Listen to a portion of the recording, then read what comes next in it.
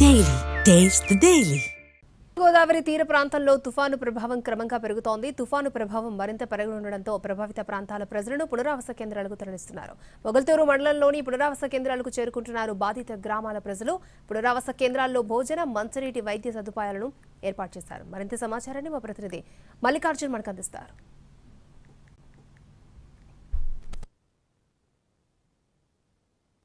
మౌంతా తుఫాను ప్రభావం పశ్చిమ గోదావరి జిల్లాపై స్పష్టమైనటువంటి ప్రభావాన్ని చూపుతోంది. కొద్దిసేపటి నుంచి భారీ ఈదురుగాలులతోటి భారీ వర్షం కూడా కురుస్తోంది. ఈ నేపథ్యంలో ఈ చుట్టుపక్కల ఉండేటటువంటి ప్రాంతాలపైన ఎక్కువగా కూడా ఈ తుఫాను ప్రభావం ఎక్కువగా కనిపించేటటువంటి అవకాశం ఉంది.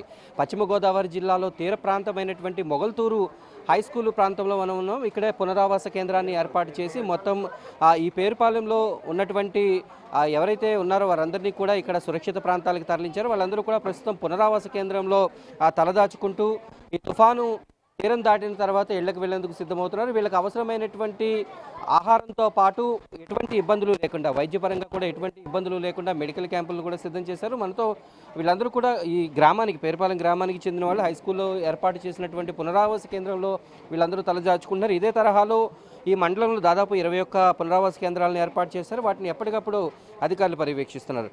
అని చెప్పండి, తుఫాను ఏ రకంగా ఉంది? గతంలో కంటే ఇప్పుడు ఎక్కువగా ఉందా? ఇక్కడ పునరావాసంలో ఏర్పాట్లు ఎలా ఉన్నాయి?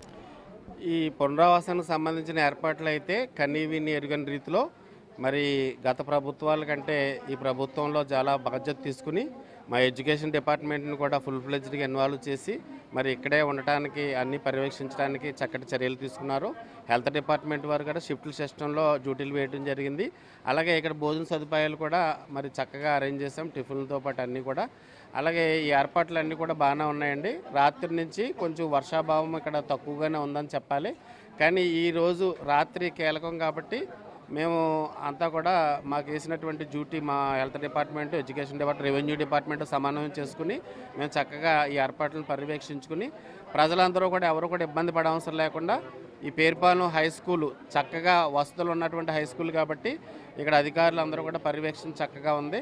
కాబట్టి ప్రజలందరూ కూడా దీన్ని సద్వినియోగం చేయాలని కోరుకుంటున్నాం. ఏర్పాట్లు ఎలా ఉన్నాయి?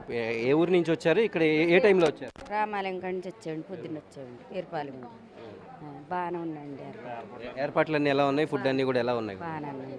తుఫాను తీవ్రత పెరుగుతున్నటువంటి నేపథ్యంలో ఇక్కడ ఉన్నటువంటి ఈ గ్రామానికి చెందినటువంటి నిర్వాసితులందరూ కూడా ఈ పునరావాస కేంద్రానికి వచ్చి తలదాచుకుంటున్నారు. అయితే ఏర్పాట్లన్నీ కూడా సవ్యంగానే ఉన్నాయి. మెడికల్ అలాగే ఫుడ్ విషయంలో ఎటువంటి ఇబ్బందులు లేవు. అలాగే అన్ని డిపార్ట్మెంట్లను సమన్వయం చేసుకుని ఇక్కడ ఏర్పాట్లన్నింటినీ కూడా పర్యవేక్షిస్తున్నామని అధికారులు కూడా చెప్తున్నారు. మనం చూస్తూ ఉండగానే గాలుల తీవ్రత పెరగడం, అలాగే తుఫాను తీవ్రత పెరుగుతున్నటువంటి పరిస్థితి అయితే కనిపిస్తుంది. ఇదే పరిస్థితి సాయంత్రానికి మరింత ఎక్కువ ఉన్నటువంటి నేపథ్యంలో అధికారులు ఇక్కడ పునరావాస కేంద్రాలకు తరలి వచ్చేటటువంటి వారికి ఎటువంటి ఇబ్బందులు లేకుండా అయితే ఆ పరిస్థితిని ఎప్పటికప్పుడు పర్యవేక్షించడం జరుగుతోంది.